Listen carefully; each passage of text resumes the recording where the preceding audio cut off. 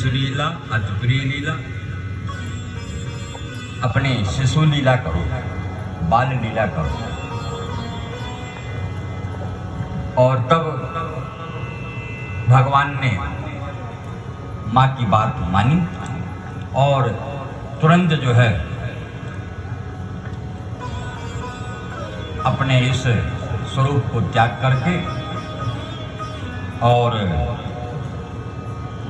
शिशु के रूप में प्रकट हुए। अब यहाँ कुछ विशेष चर्चाएं, ये जो देवकी और वसुदेव हैं, इन्होंने कोई बहुत बड़ी साधना नहीं किया है, इन्होंने कोई भगवान से डिमांड नहीं मांगी है, फिर भी भगवान आकाशवाणी करके घोषणा कर रहे हैं कि मैं तुम्हारे गर्भ में आऊंगा।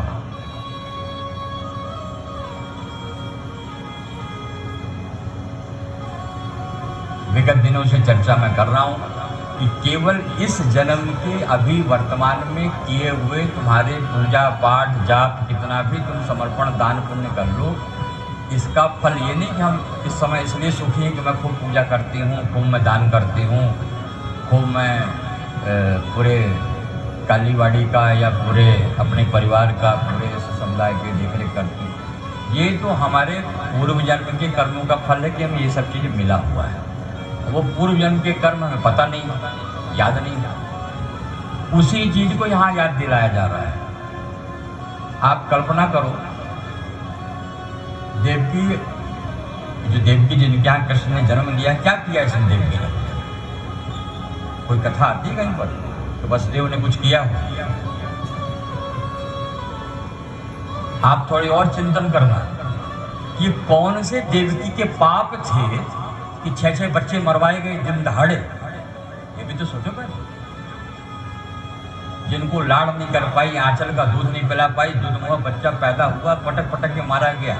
एक तरफ ये भी तो सोचने की बात है, खुशियां तो मना रहे हो लेकिन दोनों पक्षों को देखो। बच्चे हो रहे हैं और लगातार दिन दहाड़े उठा के ले जाता है, कंस सबके सामने मारता है। एक कोई है तीसरा जो देख रेख कर रहा है कि 7वें को बोल कर दिया, तुम्हारी औकात नहीं, करने कराने वाला कोई और है।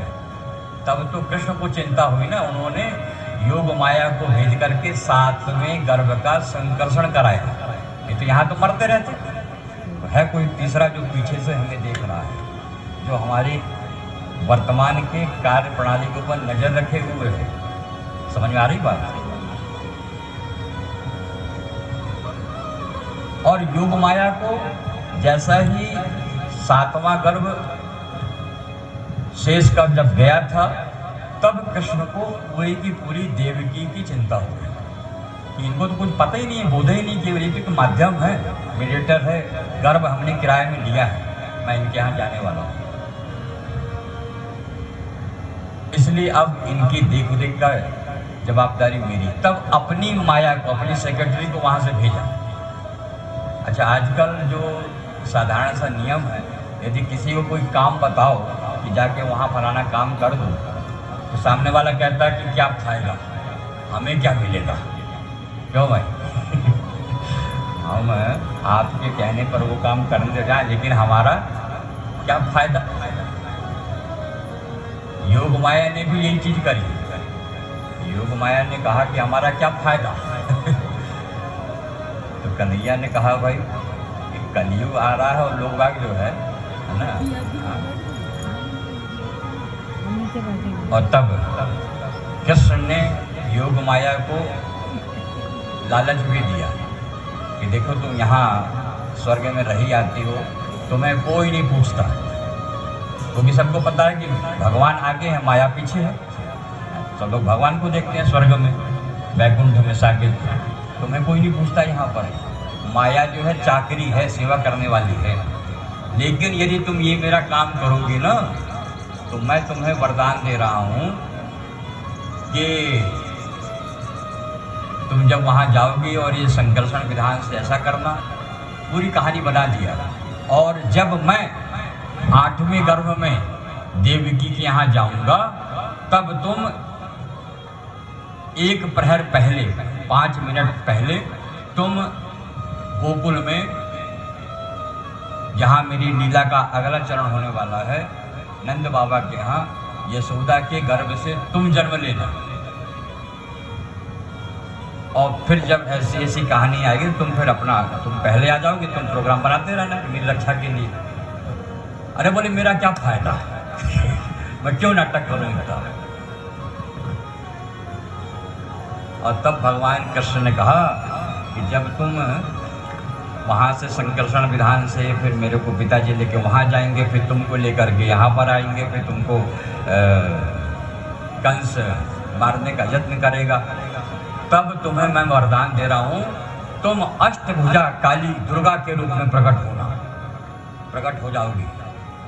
और फिर ये दुनिया तुम्हें जो है, मुझे तो एक जन्माष्टमी में याद करेगी, तुम्हें तो जो है 3 नवरात्रि के रूप में जो है ना, चैत्र के नवरात्रि, शारदीय नवरात्रि, गुप्त नवरात्रि, ऐसे 4 नवरात्रियों के रूप में तुम्हारी पूजा होगी।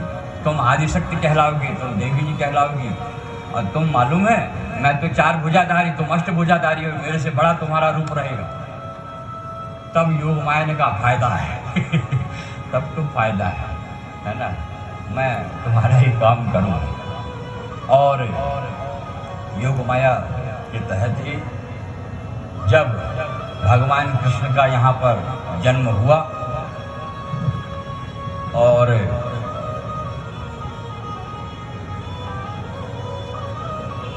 कृष्ण का जैसे ही जन्म होता है, माँ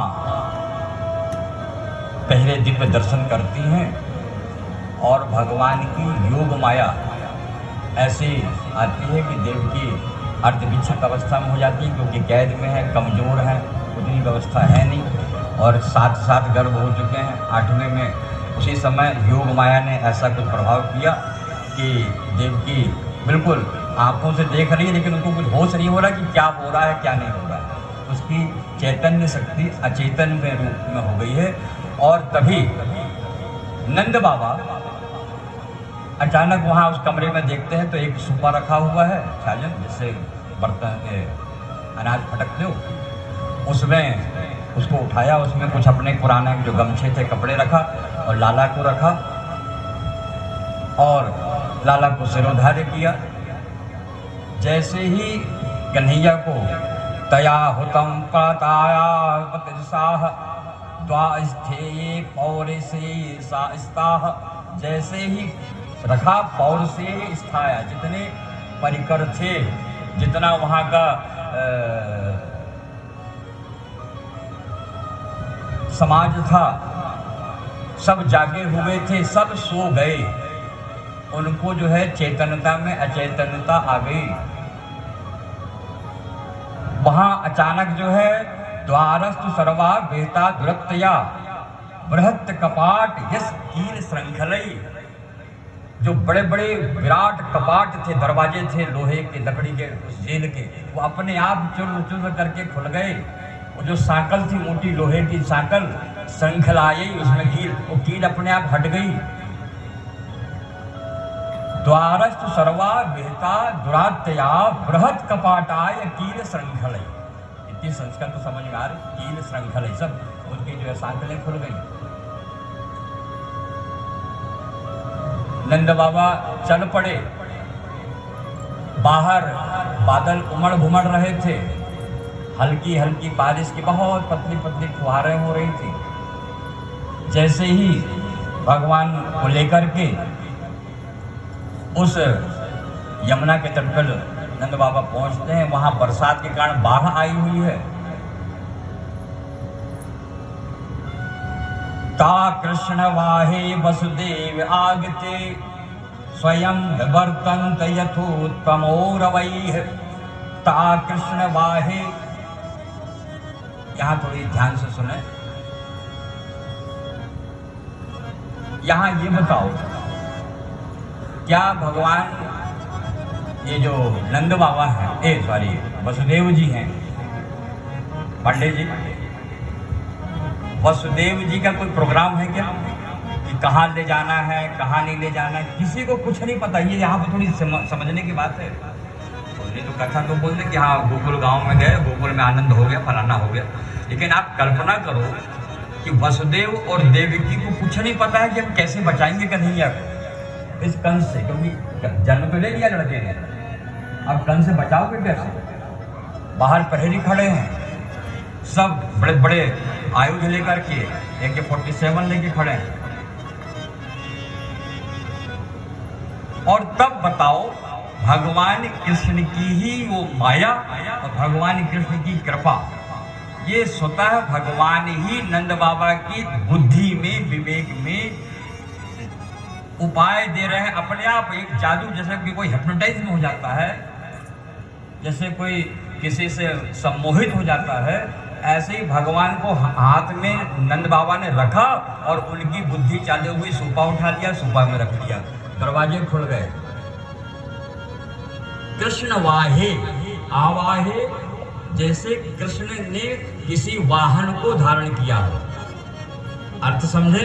मोटरसाइकिल चलाना हो तो क्या मोटरसाइकिल में जो बैठेगा ड्राइवर जो चला रहा है, तो मोटरसाइकिल कहेगी कि अब मेरे को यहाँ नहीं चलो, वहाँ नहीं चलो, कि उसका चलाने वाला ड्राइवर कहेगा कि मैं दाएं ले जाऊंगा, बाएं ले जाऊंगा।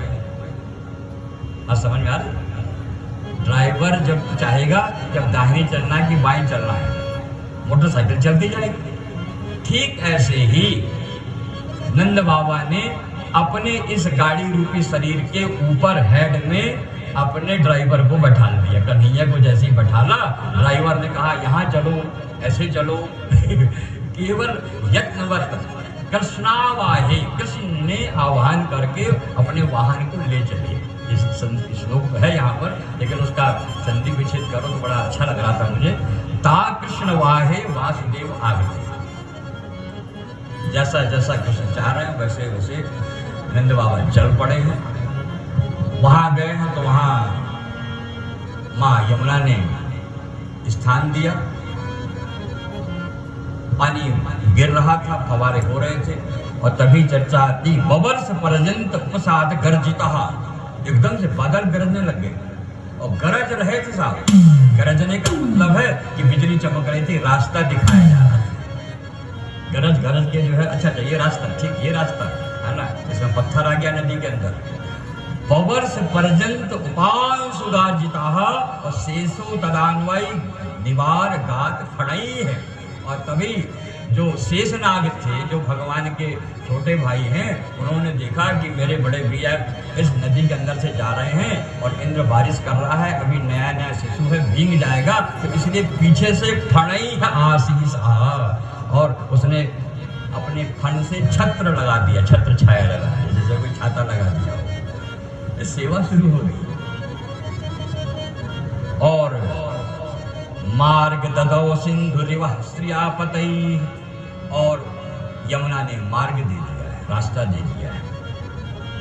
अब यहाँ पे जैसे ही नंद बाबा को बिल्कुल नहीं पता है कि जा कहाँ रहा हूँ, किसके यहाँ जा रहा हूँ, क्यों जा रहा हूँ, जबरदस्ती बेटे को कहाँ छोड़ने जाना है, ये नंद बाबा को ABCD नहीं पता है।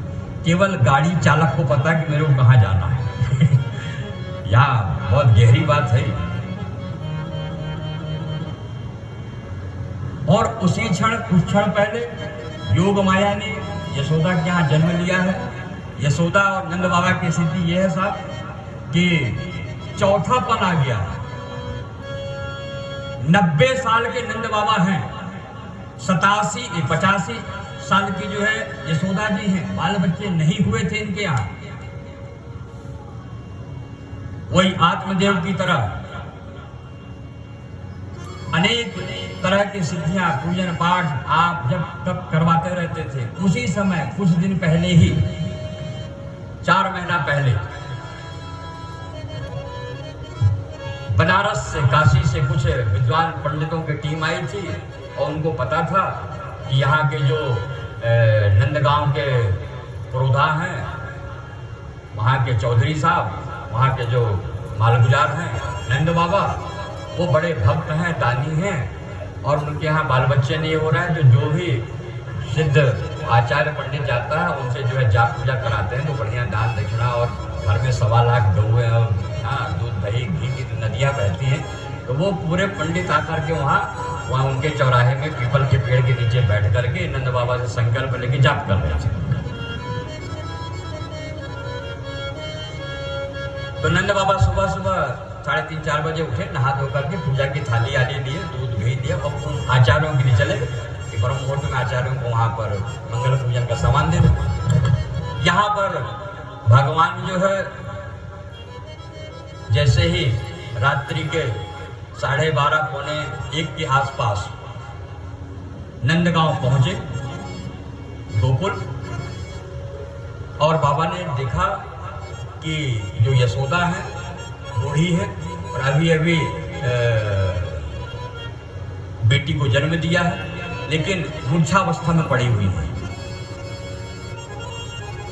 वो बेटी भी रो नहीं रही है, वो भी बिल्कुल ऐसे कमजोर सी है, लेकिन इनको बोध नहीं हो रहा है नंद बाबा को। नंद बाबा को ये दिमाग में आया, क्योंकि कन्हैया ऊपर से ड्राइवर बताते जा रहा है कि मेरे को यहाँ लेटाओ, और जैसे ही कन्हैया को अपने सिर से उतारा बाबा ने, लेटाया और बेटी को सिर में उठाया, चल पड़े, वहां वापस आने लग गए। यहाँ पर आकर के जैसे ही, अब यहाँ की थोड़ी सी चर्चा कर रहा हूँ, यहाँ पर आकर के जैसे ही मथुरा में आए, उसी गली से भीतर आए और अचानक जो है दरवाजे बंद हो गए, ताले लग गए, खिड़कियां लग गई, और वहां प्रहरी जाग गए। और ये बेटी जो है देव कन्या सन्नस्ते वासुदेव चतुर्कम, और ये जो है बेटी रोने लग गई। बहिरंतः पुरद्वारा सर्वा पूर्वा व्रता तातो बाल ध्वनि श्रुत्वा ग्रहपाला समस्ता। और जैसे ही यहाँ पर बेटी की लड़की आई, भाव ये कि जब तक भगवान को सिर में रखे थे तो बंधन खुल गए थे, जकड़न खुल गई थी, रास्ता दिख रहा था, और जैसे ही माया को अपने सिर में रखा, माया वहां ठगन हम गया। ईश्वर को रखोगे तो द्वार खुलते हैं, और माया को रखोगे तो द्वार, कहीं कोई चोरी न कर दे, लॉक कर दो, कहीं कोई चरा न ले, मेरा मोबाइल कहाँ है, ये माया है, ये माया, चिंता है ना, लोभ मोह, ये माया। जैसे ही माया आई और माया ने रोया, अचानक वो द्वारपाल जो अभी तक सो गए वो दौड़े, जागे, जाकर के कंस को आवाज लगाई। कंस वहां इंतजार ही कर रहा था, और जैसे ही बहरंत द्वार पूर्वाह वृद्धा व्रता बाल ध्वनि श्रुत्वा, कंस आया, कंस चिकित्सा हुआ, दरवाजा खोला, और आज बड़ी स्थिति उल्टी हो गई। देवकी आज पहली बार, अभी तक चर्चा कथा में नहीं आती कि देवकी कभी रोई हो, गिड़गिड़ाई हो कंस के सामने, क्योंकि वसुदेव जी ने वचन दे रखा था कि हम सब बच्चों को जो है तुम्हें सौंपेंगे। तो अपने हृदय में पत्थर रख लेती थी बेचारी एक माँ। आज बहवो हिंसिता भ्राता शिशवा पावकोपमा, बहवो हिंसिता भ्राता। जैसी कंस आया, और कंस की बहन है ना, बहन थी ना देव की, शादी किया था, आज बोली भैया ये तो बेटी है, ये तो कन्या है, ये तुझे कैसे मारेगी? कन्या को तो कोई तुम्हारी भांजी लगी ना, तुम्हारी मानदार है ना, इसको छोड़ दो भैया। मैंने आज तक जितने पुत्र हुए मैंने कभी तुमसे अनुनय विनय नहीं किया, ये बेटी है, इसको छोड़ दो, ये मेरे जीने का एक सहारा हो जाएगी। केवल 8वें गर्भ का तो घोषणा थी। त्वया देवी सृष्टेन पुत्र कैका प्रदीयता, नन्हं तेहं का दीनः प्रभो।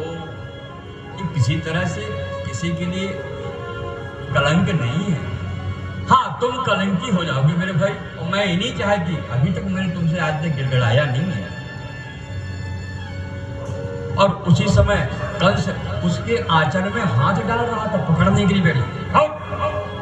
मुझे मेरे गुरुजी ने कहा है कि जो भी उपक्रम हो रहा है, पता नहीं किस रूप में मेरा मारक आ जाए, हो सकता है इसी रूप में मेरे को मारने आई हो। ये कंस की बुद्धि भ्रष्ट हो गई है, और तब उसने उपगुह्यात्मजामेवं रुद्रोत्तादीन दीनेत।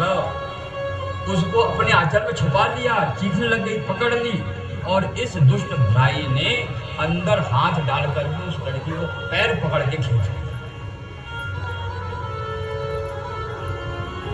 और जैसे ही इसको पकड़ करके लाया उस चौराहे में, सातद्दिस्तात समुत्पाया सद्यो देवांबरागता। पूरे आकाश में, अंबर में देवता लोग सोच रहे थे कि आज ये अत्याचार अनाचार होने वाला है।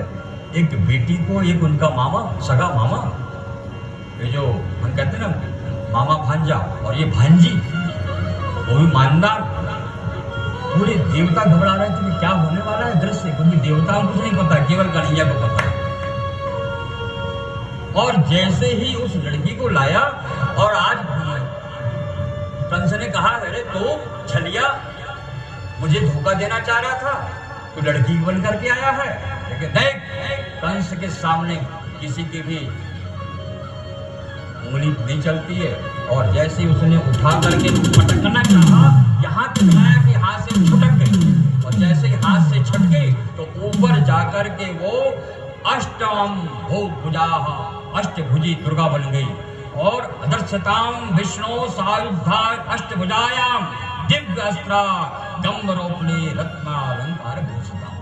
और गदा, शंख, चक्र, पद्म, आयुध के साथ 8 भुजाधारी दुर्गा देवी की तरह ऊपर से चिंगाड़ी, अरे मोर। उसने जैसे ही देखा ऊपर कि ये कैसे प्रकट हो गई, ये क्या हो गया मेरे साथ, इसकी बुद्धि अचानक जो है अवाक रह गया।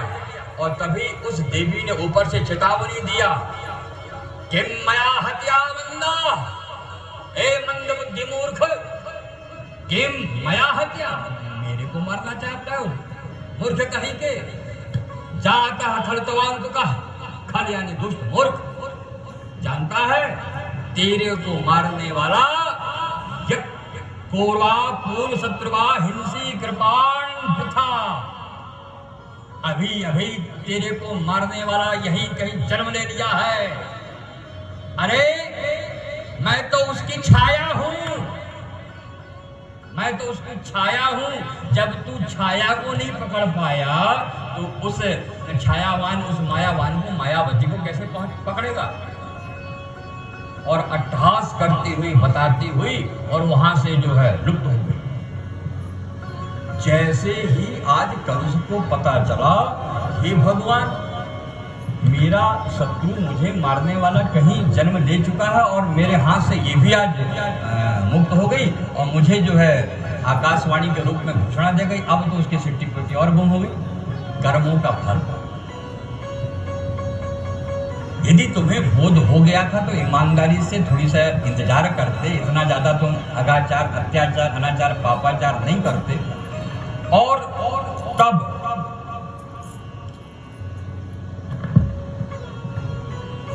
इतना परेशान हुआ कि मैं क्या करूं, कैसा करूं, क्या होगा।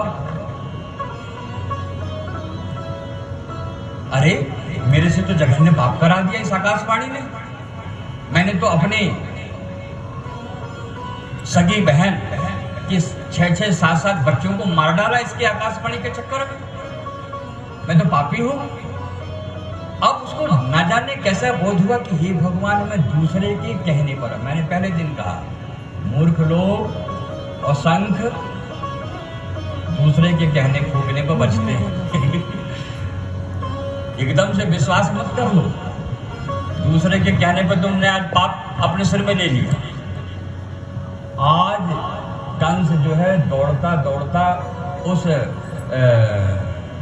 कालकोठरी घर में गया, दरवाजे खुलवाए, और अपनी बहन के पैरों में गिर के गिड़गड़ा के रोने लग गया। छबत छमध्वम मम धैरात्मा साधवो दीनवत्सलाः इत्युक्त्वा श्रुमुखापादौ स्यालः स्वस्त्रा रथाग्रहीत। अपने रथ से दौड़ के जब गया, और छमध्वा मम दयात्मा, मेरी बहन, मेरी दौरा बहन, मेरी क्षमा कर दो। और अश्रुतः आंखों से बड़े बड़े आंसू टपकाने लग गया। लेकिन वही बात, वहीं पर वसुदेव खड़े हैं, वो समझ गए कि ये जो इसके भीतर जो भावुकता आई है, इसके भीतर जो अच्छाई आई है, ये दामिन दमित रहे जिमकारी, ये बिजली की चमक जैसे है। कहा ना कि जो खल आदमी होता है, दुष्ट आदमी होता है, इसके भीतर यदि कोई दया क्षमा है तो इसके ऊपर विश्वास मत करना, क्योंकि है तो दुष्ट वो परंपरागत।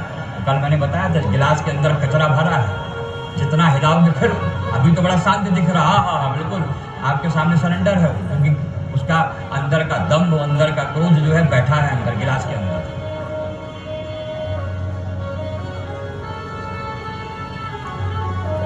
बहन भी शांत हो गई,